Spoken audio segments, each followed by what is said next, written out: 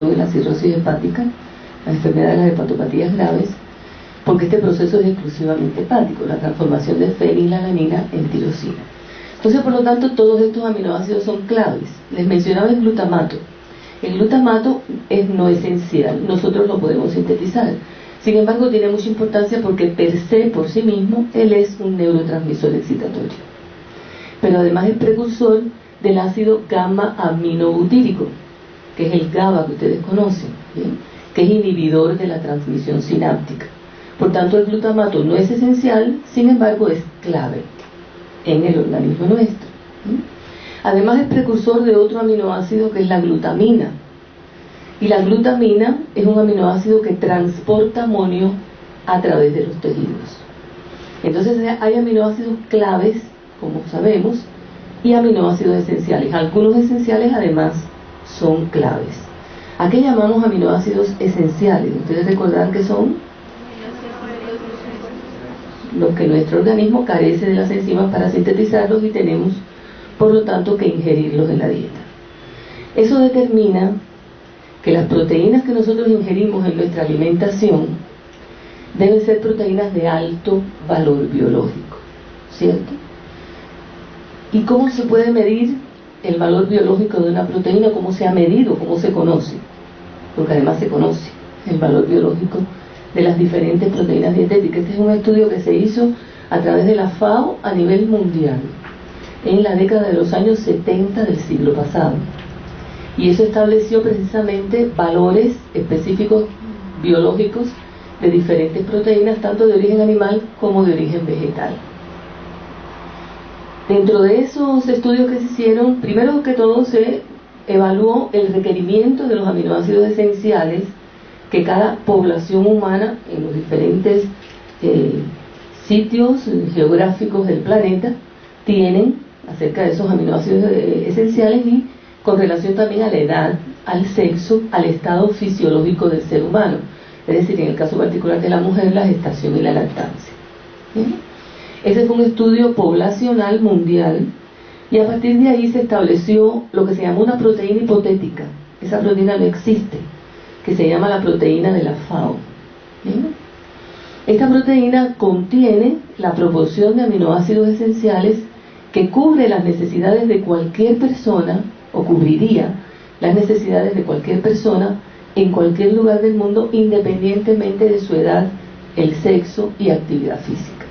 ¿Bien?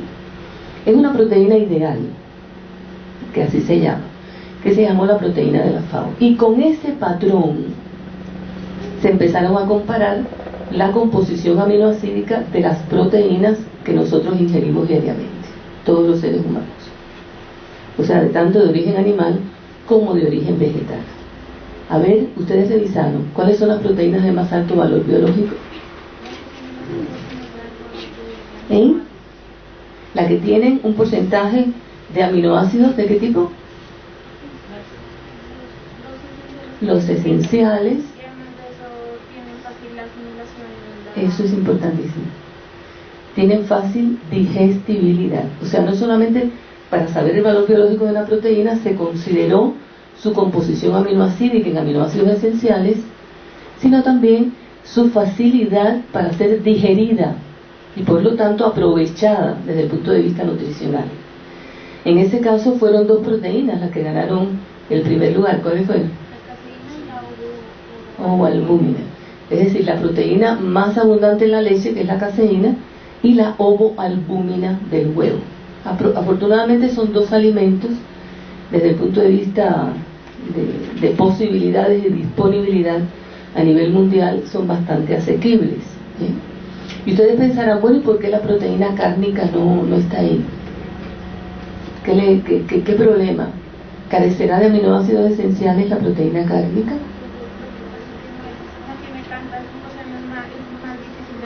Correcto. Las proteínas cárnicas tienen baja digestibilidad, tanto es así que parte de la fibra que nosotros eliminamos diariamente después de la digestión a nivel intestinal, esa fibra que nosotros defecamos no solamente proviene de los vegetales, de los cereales, sino también de la fibra cárnica, que no se asimila, que se elimina. Entonces, por lo tanto, la proteína cárnica no tiene un alto valor biológico. O sea, no solamente es la composición, sino también la facilidad en la digestión. Y eso determina una mayor asimilación o no de esos aminoácidos esenciales. Eso es importante porque ustedes como médicos van a manejar mucho los requerimientos proteínicos de los diferentes pacientes que ustedes van a tener a lo largo de su vida y de personas sanas también, porque ustedes van a trabajar también mucho en la prevención. Y por lo tanto esta proporción tanto de calorías como de proteínas dietéticas debe ser adecuada a estos factores, ¿no? A estos factores que ya hemos señalado. Adicionalmente, las proteínas todas de la dieta y las proteínas en general son moléculas, como ustedes recuerdan, complejas, ¿sí?, en estructura. Eso hace que en la digestión participen numerosas enzimas, ¿cierto?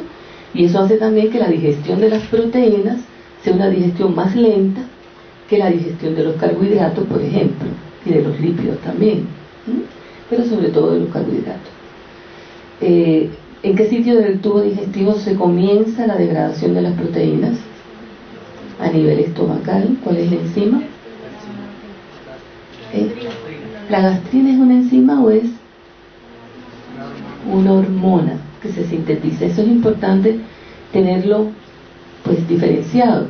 Recuerden que a nivel intestinal existen numerosas hormonas. El sistema digestivo también es un sistema endocrino, funciona como tal porque hay muchas hormonas que se sintetizan a nivel del tubo digestivo en general, y a partir en el estómago se sintetiza la gastrina. ¿Qué función tiene esa gastrina? En la digestión de las proteínas de la dieta. Estimular las células para que puedan empezar a producir las enzimas. ¿Y cuál es la enzima que a nivel del estómago empieza a transformar esas proteínas de la dieta, a degradar? La pepsina, que se sintetiza activa o no. ¿Cómo es? Se sintetiza en forma inactiva, ¿recuerdas? Exacto. ¿Quién la activa? El pH. El pH gástrico es importantísimo, que es un pH muy ácido, ¿recuerdan? Es un pH que tiene un rango entre 1,2 y 2,2. Y ese pH ácido, muy ácido, que está dado por la secreción de ácido clorhídrico a la luz intestinal, a la luz gástrica, perdón, es el que activa ese pepsinónico, produce una hidrólisis, en este caso, del pepsinónico, que es una molécula muy grande, de más peso molecular. Se libera un péptido y se activa. Ya la pepsina y todas las enzimas que degradan las proteínas de la dieta son ¿qué tipo de enzimas? ¿Qué tipo de enlaces rompe? El enlace peptídico. También las uniones débiles, claro. Pero recuerden que las uniones débiles requieren menor cantidad de energía para ser rotas, ¿sí?, en general, para romperse. Y el enlace covalente sí requiere una mayor cantidad de energía, por lo tanto requiere la participación de proteasas, ¿sí?, en general. Son hidrolasas, y esas proteasas lo que hacen es romper ese enlace covalente muy específicamente, ¿sí? No cualquier enlace covalente, sino enlaces covalentes de determinados tipos aminoácidos, ¿sí?, que están como a ambos lados de ese enlace.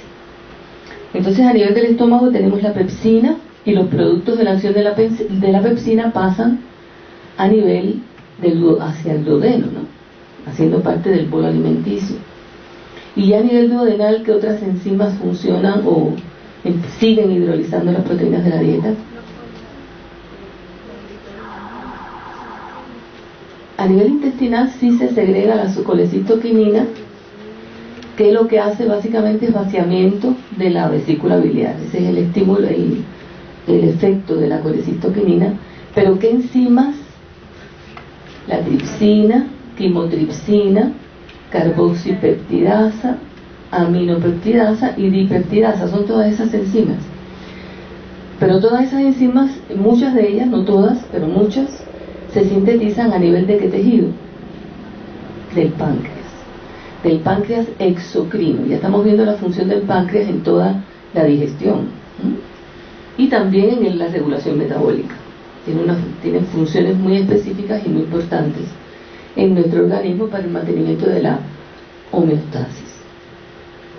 Son enzimas, todas son proteasas, y la razón por la cual se sintetizan en forma de zimógenos a nivel pancreático y después se activan a nivel intestinal y se hidroliza el péptido, hay una hidrólisis de un péptido de cada una de estas enzimas y se activa a nivel intestinal. ¿Por qué la necesidad de que se sinteticen en forma de zimógenos y no de enzimas activas?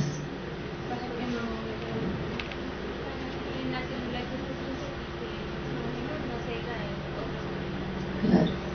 Es decir, y eso ocurre en algunas enfermedades, cuando hay pancreatitis, cuando hay daño, cuando hay enfermedades sistémicas como por ejemplo la fibrosis quística, que ustedes estudiarán más adelante, se produce esa activación intraparenquimatosa en el páncreas. Y entonces, para que esto no ocurra, justamente se sintetizan en condiciones fisiológicas en forma de zimógeno, y a nivel de la luz intestinal es que se activan, ¿sí? Por acción precisamente de enzimas. Hay una enzima intestinal que hidroliza ese zimógeno, que es el tripsinógeno, es el primero. ¿Cuál es la enzima intestinal que hidroliza un péptido y separa un péptido? Hay una enzima intestinal que se denomina la enteroquinasa. Esa enzima sí es intestinal y empieza entonces a romper un enlace covalente, en el caso particular de la tripsina, activándolo. Ya una vez que se activa la tripsina, esta per se, por sí misma, hidroliza también y activa al quimotripsinógeno y lo convierte en quimotripsina, y a la procarboxipeptidasa y lo convierte en carboxipeptidasa, de manera tal que a nivel del duodeno se activan las enzimas. Pero ¿cuál es el pH a nivel duodenal que favorece esto? Es un pH ligeramente básico, entonces, o básico. Entonces esas enzimas tienen que funcionar ese pH. Fíjense la importancia del mantenimiento del pH en diferentes sitios de todo nuestro organismo, y particularmente a nivel intestinal y a nivel del tubo digestivo. En la boca es un pH, a nivel del estómago es diferente, y a nivel duodenal también es diferente. Y esas enzimas todas, las enzimas que son sintetizadas en el páncreas y secretadas y que actúan a nivel duodenal, requieren un pH básico. ¿Cómo se mantiene ese pH básico? A nivel del duodeno. ¿Qué órgano está produciendo bicarbonato? ¿O qué órganos?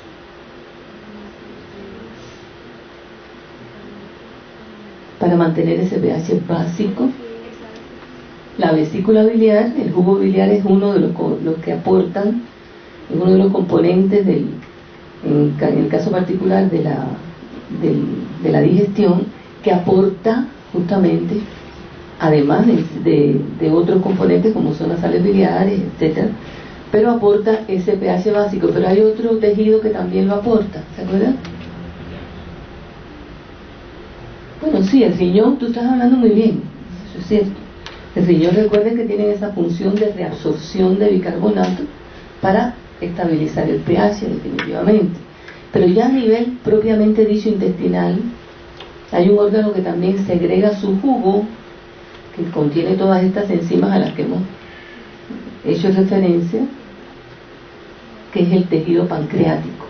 El tejido pancreático también vierte en el jugo pancreático, donde están las enzimas, también hay un pH básico, hay bicarbonato. Y eso es lo que mantiene un ambiente adecuado para la actividad de todas las enzimas a nivel duodenal. Cuando estas cosas o estos aspectos fallan, porque hay un fallo del órgano o de los órganos, pues lógicamente también uno de los aspectos importantes es que se afecta a la nutrición humana, precisamente por eso. Porque si las enzimas no están activadas, no degradan los nutrientes, y si no se degradan los nutrientes, no se aprovechan los productos de la digestión, ¿sí? Y eso lleva a largo plazo a un trastorno de tipo nutricional. Entonces, el producto, los productos finales de esas proteínas dietéticas son precisamente los aminoácidos. Los aminoácidos que son diferentes. Ustedes recuerdan la clasificación de los aminoácidos.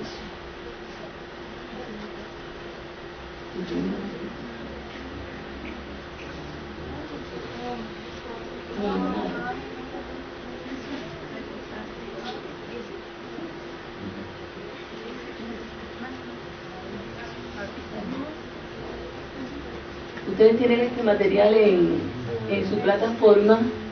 Está muy didáctico el material que ustedes tienen, ¿cierto? Es una ayuda que se creó en la unidad de bioquímica precisamente para facilitar la comprensión de esta área metabólica, que no es sencilla. No es sencilla la comprensión de esta área metabólica.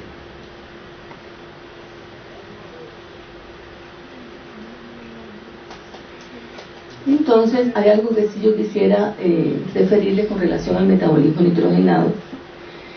Hemos hecho referencia a esto en otro momento. Recuerden que ningún proceso metabólico se detiene o actúa independientemente de otras áreas. Todas las áreas metabólicas están integradas y por tanto se responde como un todo en el metabolismo.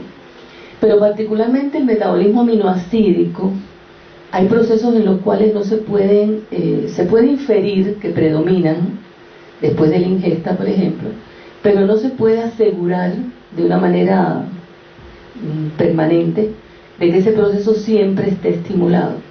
Igual que pasa con el ciclo de Krebs, ¿se acuerdan? El ciclo de Krebs tiene un carácter anfibólico, siempre está ocurriendo, siempre está teniendo lugar. Sin embargo, la velocidad del ciclo no es la misma siempre en todas las condiciones.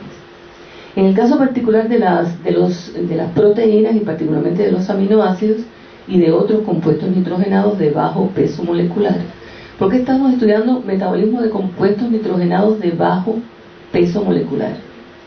¿Cuáles son los de alto peso molecular? Que ustedes deben haber estudiado, me imagino. ¿Cuáles son los compuestos nitrogenados de alto peso molecular? Las macromoléculas nitrogenadas que ustedes estudiaron. Díganlo que estén pensando.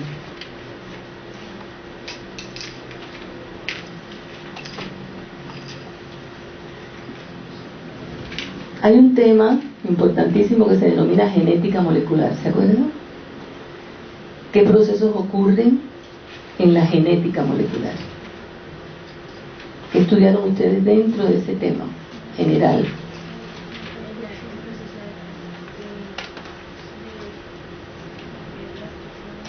Exacto.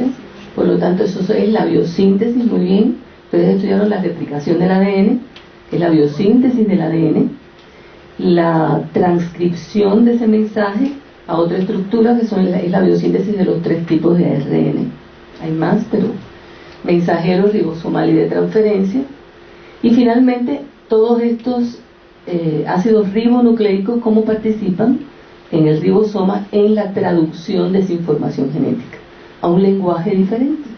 Está en el lenguaje nucleotídico, en la secuencia de nucleótidos del ARN mensajero, y se transcribe a otro mensaje, ¿bien? Se traduce a otro mensaje. Por eso se denomina traducción, a un mensaje diferente que es la secuencia aminoacídica, ¿sí? Eso es lo que es la traducción, paso de la información de un mensaje, de un lenguaje a otro.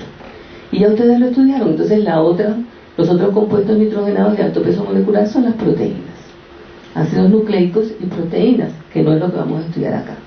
Aquí vamos a estudiar el metabolismo de aminoácidos y de nucleótidos, de creatina y de porfirinas, ¿bien? Comenzamos siempre con el metabolismo de los aminoácidos. Y hablando de la digestión y los productos de la digestión, recuerden que también ustedes en esa TIC de digestión de las proteínas de la dieta y de absorción de aminoácidos, que vimos con relación a la absorción de los aminoácidos dietéticos. ¿Es un proceso de qué tipo? ¿Inespecífico o altamente específico?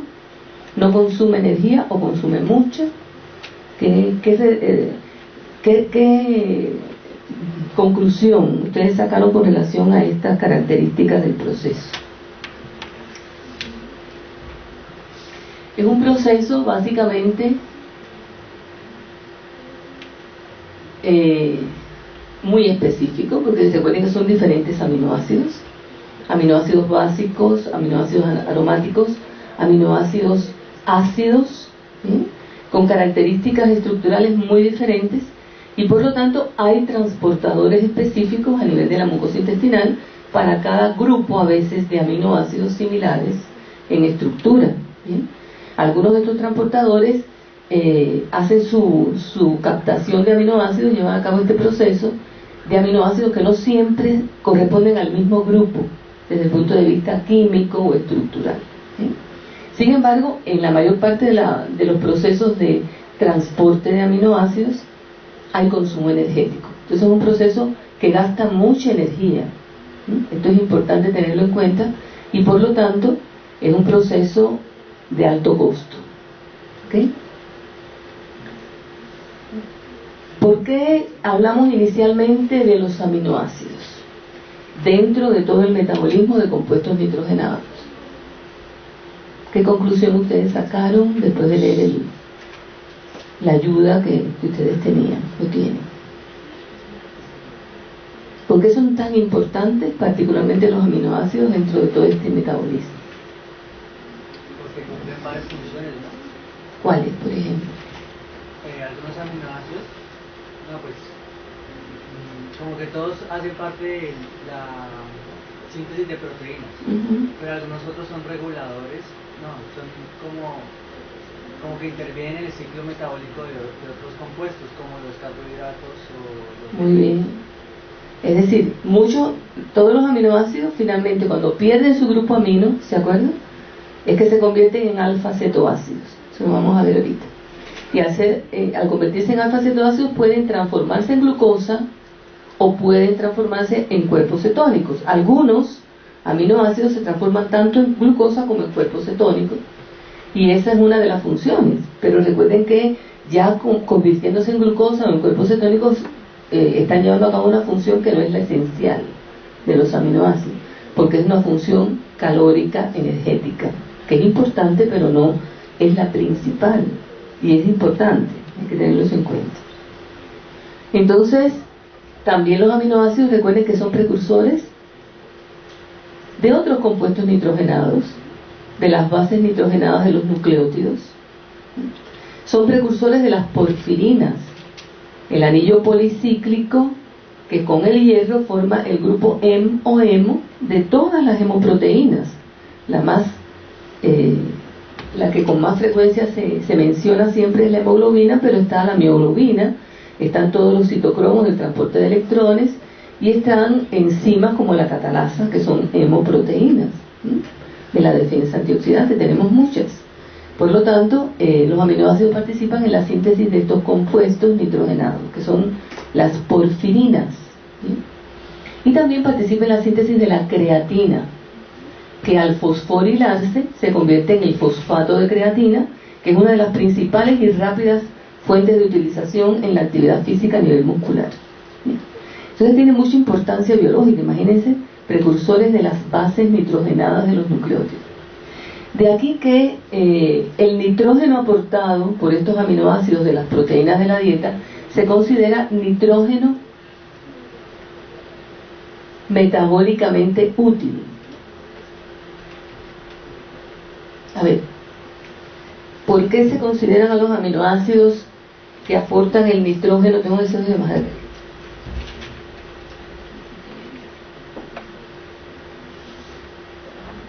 ¿Por qué se consideran los aminoácidos fuente de nitrógeno metabólicamente útil?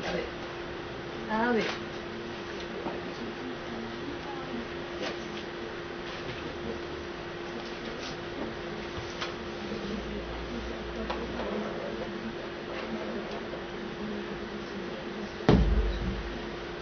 ¿Por qué se consideran a los aminoácidos que aportan el nitrógeno metabólicamente útil?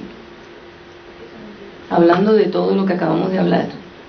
Ay, pero no veo dónde está la... Porque participan en reacciones de fijación. Reacciones de... Para poder hacer la síntesis de compuestos orgánicos. Muy bien.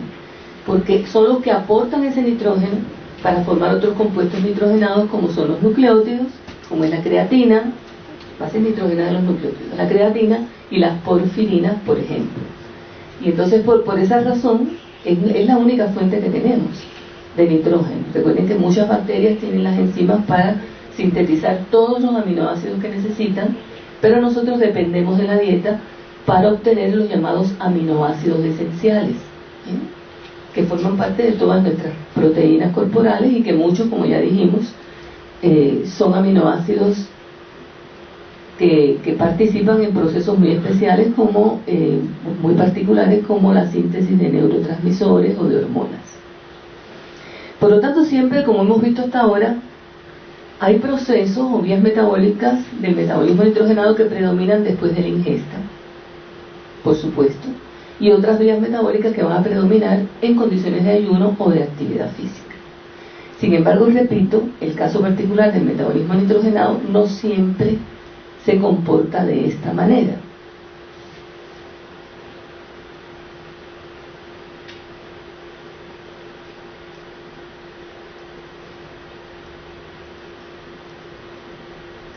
Sí, las fuentes de nitrógeno están en la naturaleza. Existen las llamadas bacterias fijadoras de nitrógeno, que sí están a nivel de los suelos. Este nitrógeno tiene diferentes formas químicas, y posteriormente llega también a la atmósfera el nitrógeno en forma gaseosa. Ahí el llamado ciclo del nitrógeno es importante a nivel de la naturaleza. Lo contienen, por supuesto, los vegetales. Recuerden que los vegetales contienen proteínas, entre otros componentes, y nosotros lo consumimos.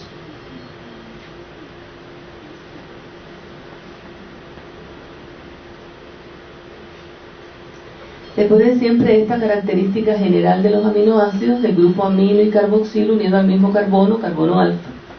Y la diferencia entre ellos radica en este radical, que tiene características estructurales y químicas muy diferentes. Aquí tenemos en esta ayuda pues todos los recursos que ya ustedes conocen. Aquí tenemos un resumen de las funciones, ¿no? Precursores del resto de los compuestos nitrogenados de bajo peso molecular, incluyendo los neurotransmisores. También son moléculas de transporte. ¿Recuerdan cuál aminoácido sobre todo transporta amonio a nivel plasmático?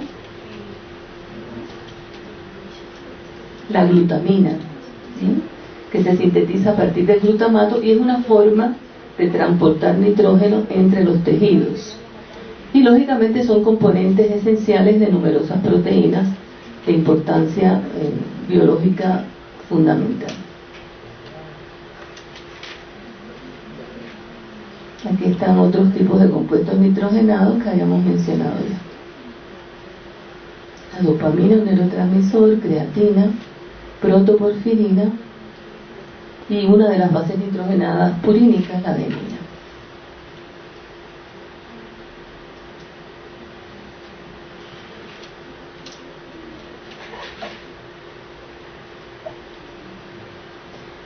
En la naturaleza, bueno, hay especies biológicas que son básicamente muy consumidoras de proteínas. Los seres humanos tenemos una característica particular en nuestro sistema digestivo, es muy largo, o sea, nada que ver con los carnívoros, las otras especies animales carnívoras. Por lo tanto, nuestro sistema digestivo es más semejante a otro tipo de alimentos. ¿No hemos pensado eso? Para pensar. En algún momento parece que ingerimos solamente vegetales, otras fuentes alimenticias, y cuando empezaron a carecer o a haber deficiencias, empezamos a consumir las proteínas. Eso hace que la digestión de las proteínas sea demasiado lenta en nuestro organismo y demore mucho la absorción de los aminoácidos.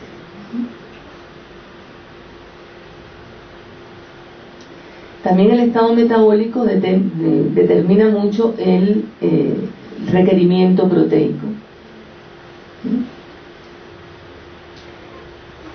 Hay una cosa que es importante.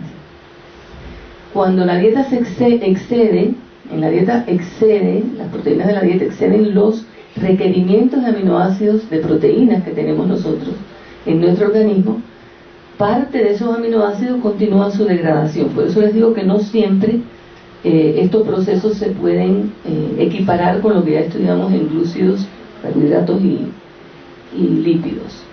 Es decir, cuando hay un exceso de proteínas dietéticas, hay un exceso de aminoácidos, de acuerdo con nuestra actividad física. Una gran cantidad de esos aminoácidos pasan a vías catabólicas.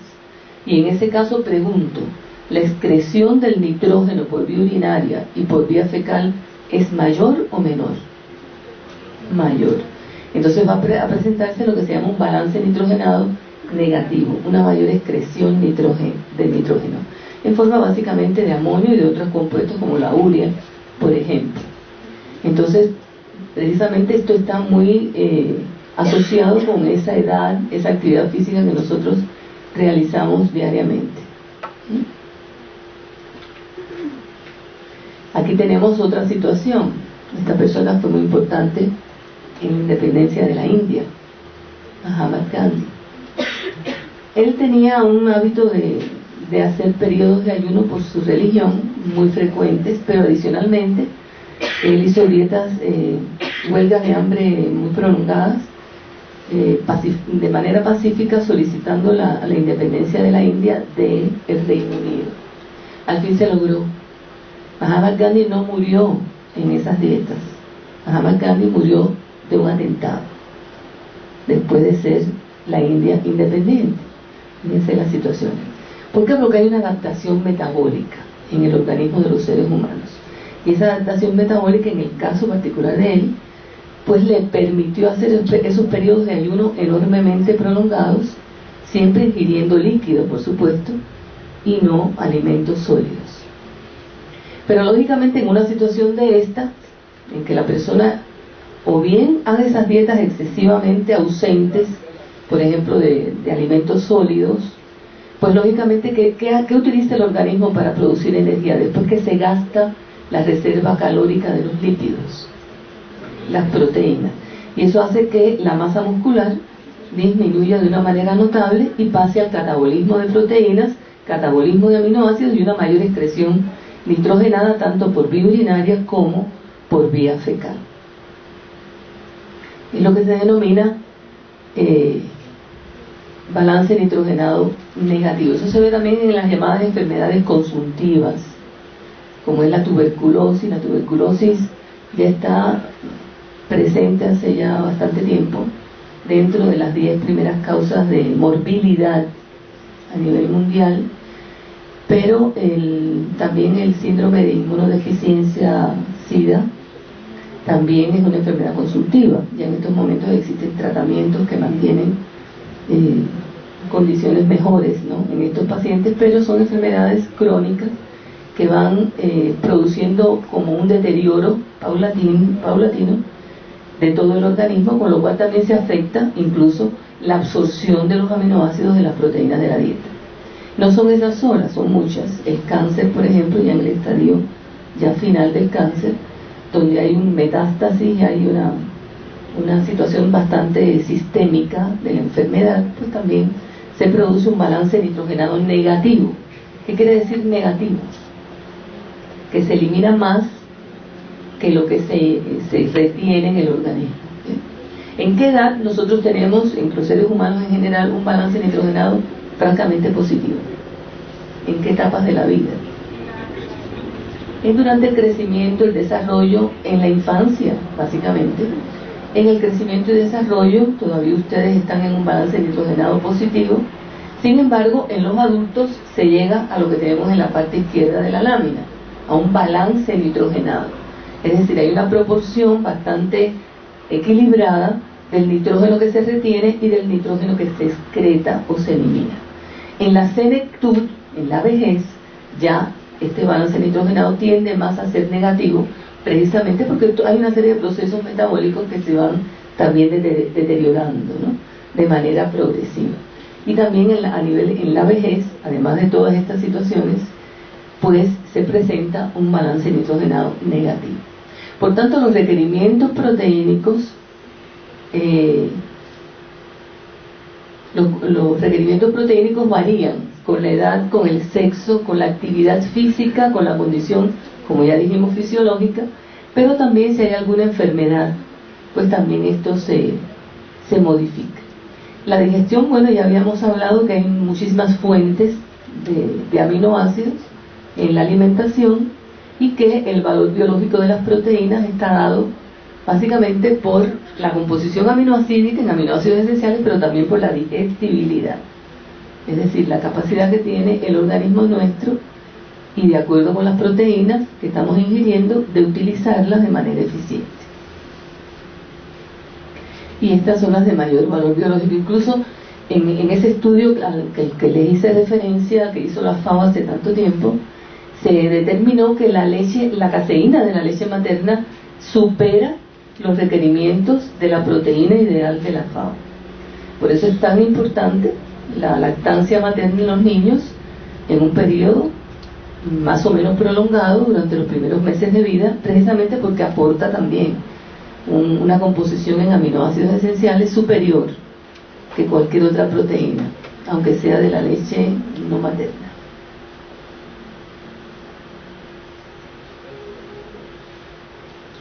Hay una cosa interesante con relación a los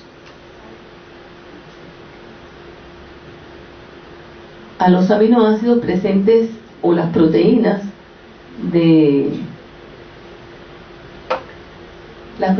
presentes en los vegetales que tienen bajo valor biológico. ¿Cómo se logra que esas proteínas que contienen los vegetales aporten un valor biológico superior a cuando analizamos la proteína aisladamente? Tenemos un hábito hace mucho tiempo, proviene desde hace mucho tiempo. Casi nunca el arroz se ingiere solo, ¿cierto? Y casi siempre se acompaña de otras proteínas, pero también comúnmente en las casas y en cualquier lugar se acompaña del frijol, ¿o no? Es muy rico además. ¿Pero por qué?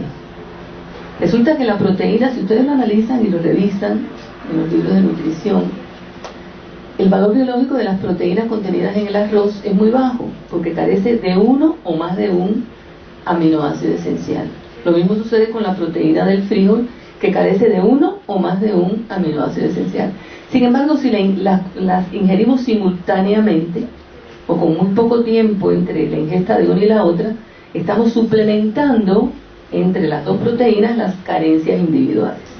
Y eso es lo que se denomina la acción suplementaria de las proteínas de la dieta, que es tan valiosa porque aumenta el valor biológico general de lo que estamos ingiriendo y lógicamente es mucho mejor el aprovechamiento nutricional de la misma.